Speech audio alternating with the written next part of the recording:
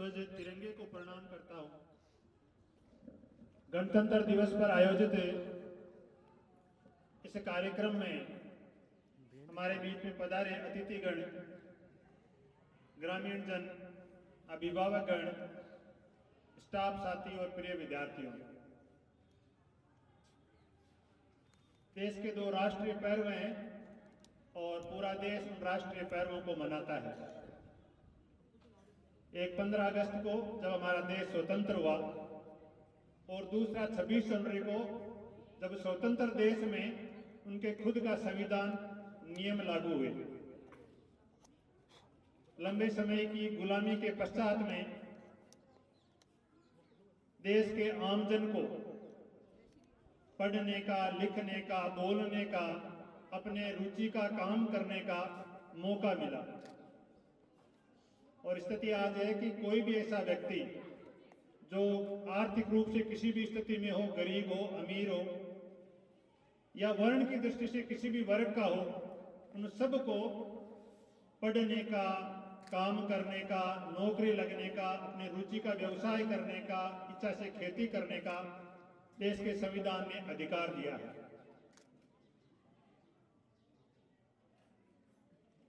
इन अधिकारों का उपयोग हम ठीक प्रकार से करें, इस निमित्त हम पूरे देश के अंदर आज इस तरह से 26 जनवरी का गणतंत्र दिवस का आयोजन हो रहा है। आप सब लोग विद्यालय में पधारे हैं। विद्यालय की यूँ तो आप काफी सारे जो जागरूक हैं लोग हैं, अभिभावक हैं, भामाशाह हैं, वो विद्यालय आते जाते रहते हैं, लेकिन बिल्कुल संक्षिप्त सा एक छोटी सी रूपरेखा में आपके सामने प्रस्तुत करना चाहूंगा। राजकीय उच्च माध्यमिक विद्यालय ललाश्री में इस वर्ष थोड़ा सा लेट लेकिन विज्ञान संकाय स्वीकृत हुआ। क्योंकि थोड़ा सा देरी से हुआ इसलिए नामांकन की स्थिति बन नहीं पाई। अतः मैं आप सबसे आग्रह करूंगा, निवेदन करूंगा कि इस बार राजकीय निर्देशों की पालना में 1 अप्रैल से नया सत्र लागू होगा। हमेशा 1 जुलाई से होता है, इस बार सरकार ने बदला है और 1 अप्रैल से नया सत्र शुरू हो जाएगा। यानी 1 अप्रैल से कक्षा 1 से लेकर के 12वीं तक के एडमिशन होंगे। जो बच्चे हैं परीक्षा दिए उनका सबका रिजल्ट आ जाएगा और वो भी प्रमोट होकर के अगली कक्षा में आ जाएंगे। तो आपके परिचित, आपके परिवार के ऐसे विद्यार्थी जो इस विद्यालय में पढ़ना चाहते हैं और विशेष रूप से जो कक्षा 11 में विज्ञान संकाय और आप सबकी इच्छा के अनुरूप वहाँ बायोलॉजी रखी है। गणित थोड़ा सा बच्चों के लिए कठिन और जटिल पड़ता है और ग्रामीण क्षेत्र में बायोलॉजी, ये मेडिकल वाला जो फील्ड है, इसकी अभी बहुत बड़ी मांग है। प्राइवेट सेक्टर में और गवर्नमेंट सेक्टर में बहुत भारी संख्या में नियुक्तियां भी निकल रही है और वहाँ रोजगार के बहुत अच्छे अवसर हैं। लड़कियों को मेडिकल के अंदर और थोड़ा अच्छा अवसर मिलता है। तो 11वीं में जीव विज्ञान लेने वाले जो विद्यार्थी हैं वो अपने स्कूल में एडमिशन दिलवाएं। सामान्यतः अपन चर्चा करते हैं कि शिक्षा का स्तर कहाँ होगा। मैं बहुत किसी विद्यालय की या किसी निजी विद्यालय की कोई क्रिटिसाइज नहीं कर रहा, लेकिन एक सामान्य समझ की सी बात है कि राजकीय विद्यालय में कौन पढ़ाते हैं और निजी विद्यालयों में कौन पढ़ाते हैं। तो सामान्य सी बात है, जो पढ़ते हैं और जो योग्य हैं वो तो चयन होकर के कहीं न कहीं चले जाते हैं, चाहे अपना धंधा ही करते होंगे, लेकिन जो पढ़ नहीं पाते वो जाकर के खुद निजी विद्यालय में पढ़ाने का काम करते हैं। तो जिन्होंने खुद ने पढ़ा नहीं वो पढ़ाएंगे क्या, इस बात को थोड़ा सा आप लोगों को समझना है। लेकिन स्थिति क्या है, आपके घर के दरवाजे के सामने टेम्पो आकर के खड़ा हो, बच्चे के टाई हो, बेल्ट हो, इस तरह के जो टोटके हैं वो हमारे समाज को प्रभावित करने वाले, ये राजनीति से, धर्म से आकर के समाज सेवा और विद्यालय तक आज पड़े हैं और इसके कारण से हम कहीं न कहीं भ्रमित हैं, गुमराह हैं। तो इतना सा आपसे निवेदन कि जहां पढ़ाई होती है वहां बच्चों को पढ़ाई। और इस विद्यालय में बच्चों के लिए शैक्षिक दृष्टि से मैंने पहले भी कहा, अभी भी कह रहा हूं कि जैसे हमारे यहाँ 2-3 पद खाली हैं, व्याख्याता भूगोल नहीं है, वरिष्ठ अध्यापक गणित नहीं है, लेकिन दोनों की पूर्ति स्टाफ प्रयास करके उनकी पूरी और कहीं भी बच्चों के पढ़ाई में कमी नहीं है। ओम जी सियाग आपके गांव के ये नियमित रूप से आकर के उन्होंने भूगोल को पढ़ाया है। गणित नहीं है तो एक बालिका पूनम सोनी है, वो दयालपुरा से आकर के यहाँ पढ़ा करके जाती है। विद्यालय अपने गांव की भी 2 बालिकाएं आकर के सामाजिक का भी अध्ययन करवाती है। तो आप सबके सहयोग से और स्टाफ की बहुत सक्रियता के साथ कहीं कोई विषय अध्यापक की कमी है तो हम उसकी पूर्ति करते रहते हैं। तो निवेदन आपसे ये कि शैक्षिक दृष्टि से विद्यालय मजबूत है, सह शैक्षिक दृष्टि से विद्यालय में पढ़ने वाले विद्यार्थी हैं, उनके अनुशासन, संस्कार, उनकी अन्य प्रकार की सांस्कृतिक गतिविधियां, उनमें बच्चों की भागीदारी बहुत सुंदर और अच्छी है। और भौतिक विकास, उसमें भौतिक विकास के बारे में सिंपल सा इतना रहता है कि कई बार कुछ भौतिक विकास की पूर्ति सरकार या विभाग कर नहीं पाता। जब विद्यालय ठीक तरह से चल रहा हो तब ग्रामीण जनों की, बामिसाओं की, उनकी ये इच्छा होनी चाहिए या उनकी ये जिम्मेदारी बनती है कि विद्यालय में इस प्रकार के कोई भौतिक विकास में कमी है, कोई चीज की आवश्यकता है तो उसकी पूर्ति करें। और आप ललाश्री के सभी ग्रामवासी साधुवाद के पात्र हैं, धन्यवाद के पात्र हैं कि विद्यालय में कहीं कोई आवश्यकता हुई, हमने तो सामान्यतः मांग भी नहीं की कभी। मैं तो इस स्कूल के दरवाजे से निकल करके आपके गांव की तरफ कभी रुक किया कि मेरे स्कूल में ये कमी है, आप पूर्ति कीजिए, लेकिन चला चला कर क्या विद्यालय में किस चीज की कमी है हम बनाएंगे, हम उस चीज की पूर्ति करेंगे।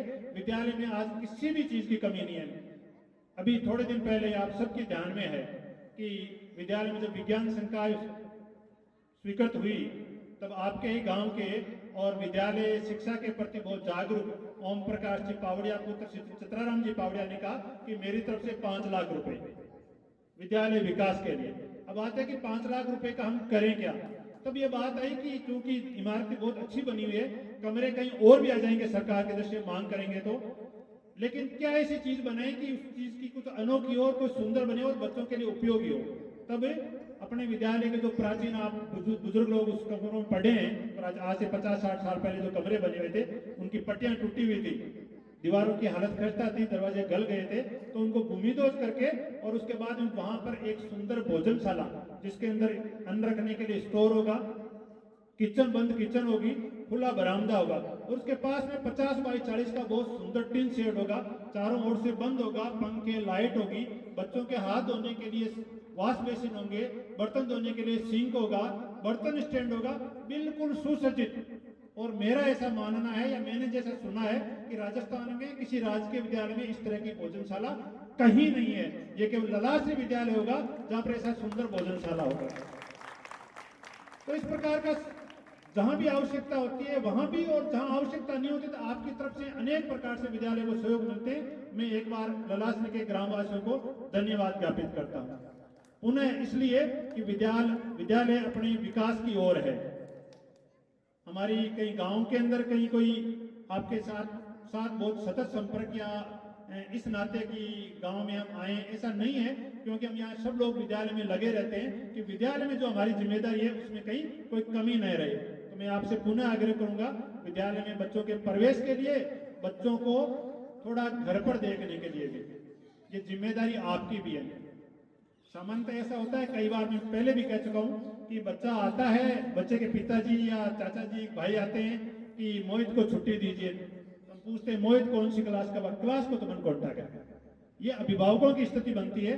तो मैं आप कहता हूँ थोड़े बच्चे के प्रति जागरूक बने। काम कितना सा है कि जब बच्चा आपके घर पहुंचता है तो इतना सा पूछना है आज आपको स्कूल में क्या पढ़ाया, वो गृह कार्य कर लिया क्या, कर लिया तो अब 2 मिनट के लिए, आधे घंटे के लिए अभी पढ़ना है, सुबह आधे घंटे के लिए शाम को पढ़ना, इतना सा आप काम कर लोगे तो काम हो जाएगा। बच्चों को मैं एक छोटी सी बात बताता हूँ, कई बार वो आपको भी बता देता हूँ कि अभी जो समय है वो पढ़ने का है। ये 9वीं 10वीं 11वीं 12वीं नीचे बेस मजबूत होती है, उसके बाद में अपने कैरियर निर्माण का समय है।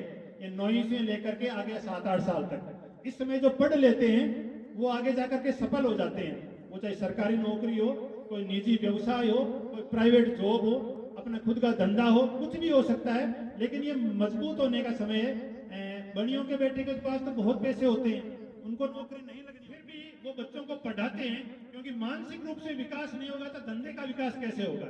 इसलिए जरूरत इस बात की है कि बच्चे अच्छे तरह से पढ़ाई करें, गणित पढ़ें, विज्ञान पढ़ें, जो एप्टीट्यूड है उसको पढ़ें। तो मैं एक सामने मेरे गांव का एक उदाहरण देता हूं, जो पढ़े नहीं रहे हैं या जो पढ़ रहे हैं उन सब के लिए। मान सिंह जी हमारे गांव में एक समृद्ध सा परिवार है, हमारे से को 3-4 पीढ़ी दूर है। नाम है बच्चा को जयराम, वो मेरे से 4-5 साल पहले पढ़ता था।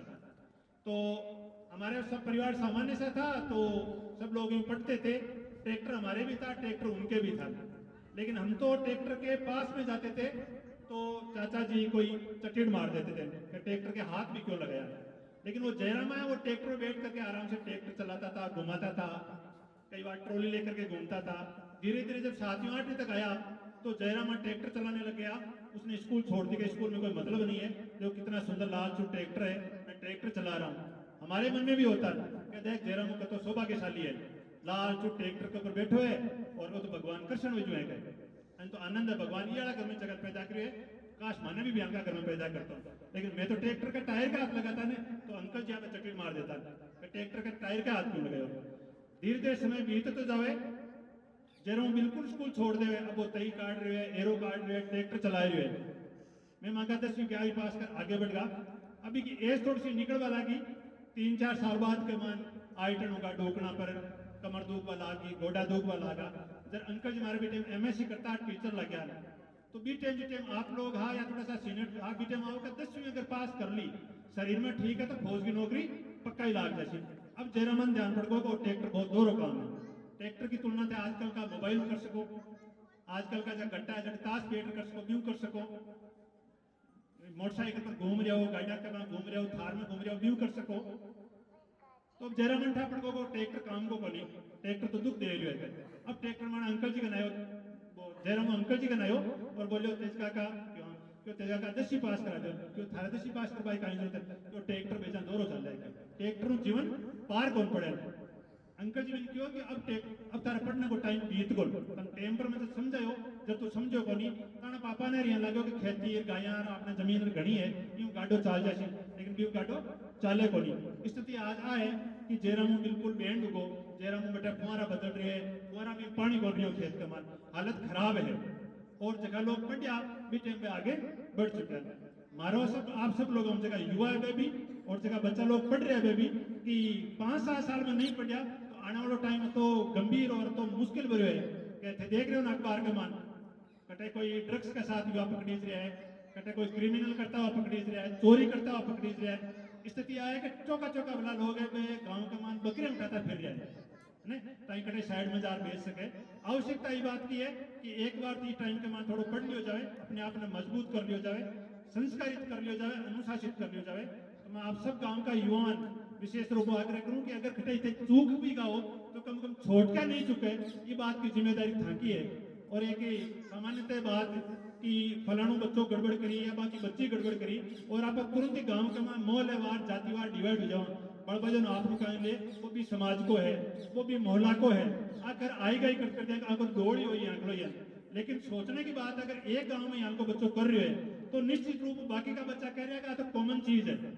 जब मान लो एक कसाई को घर है और बेटे कोई बकरा ने या मुर्गी काटे जा रहे हैं तो बाका बच्चा के लिए वो एक सामान्य घटना है। लेकिन आप कोई अगर भी घटना देख रहे हो तो आपने रूकाटा उबा हो जाए, रोम खड़ा हो जाए, क्योंकि आपनों को धंधो को नहीं। अगर गांव में यहाँ को माहौल खड़ो हो क्या चीज तो सहज स्वीकारी है, चोरी करना, घटिया काम करना, ड्रग्स का सागा पकड़ी दूं, हथियार का सागा पकड़ी दूं, तो आने वाली पीढ़ी पूरी की पूरी पुणे जाती रहेगी, तो हालत खराब हो जाएगी। अच्छा है कि शाम समय खेल का मैदान है, थाको है, इनकी जिम्मेदारी भी ताकि ठीक रहे, सुरक्षित रहे, एक माँ खूब सारा खेलो कूदो, माँ के कटे आवश्यकता है तो मैं सहयोग करने के लिए तैयार हूँ। लेकिन कटे विद्यालय को अहित कर रहे हो या थे ठीक नहीं चल रहे हो तो माँ को भी दुख होगा, फिर चलो छोड़ो आन भी छोड़ो। तो माँ को 5 निवेदन गांव का लोगों और विशेषकर युवाओं के देश की मुख्य धारा तक जुड़ने के लिए सबसे पहले अपने आप को मजबूत करना होगा। देश के प्रधानमंत्री कहते हैं कि विश्व गुरु बनेगा भारत, विश्व गुरु उनके कहने से किसी एक के बनाने से नहीं बनेगा, ये सब हम सबके प्रयास से होगा कि हम खुद अपने आप को सदकर्म के साथ, कर्मठता के साथ, अच्छाई के साथ अपने आप को मजबूत कर लें। अपने आप को मजबूत कर ले तो देश अपने आप मजबूत होगा। देश मजबूत हमारी कमजोरी के कारण से नहीं हो पाएगा, तो पहले खुद को मजबूत करना है, आर्थिक दृष्टि से, शारीरिक दृष्टि से, मानसिक दृष्टि से, आध्यात्मिक दृष्टि से, तब जाकर के कहीं देश मजबूत होगा और उस पायदान तक पहुंच पाएगा। मैं पुनः आप सब ग्रामवासी पधारे, आप विद्यालय से इस प्रकार से जुड़े रहेंगे, शिक्षा से जुड़े रहेंगे ताकि देश का भविष्य है वो मजबूत और अच्छा बन सके। पुनश्च आपको 26 जनवरी हमारे देश के गणतंत्र दिवस की हार्दिक शुभकामनाएं। धन्यवाद। जय हिंद, जय भारत।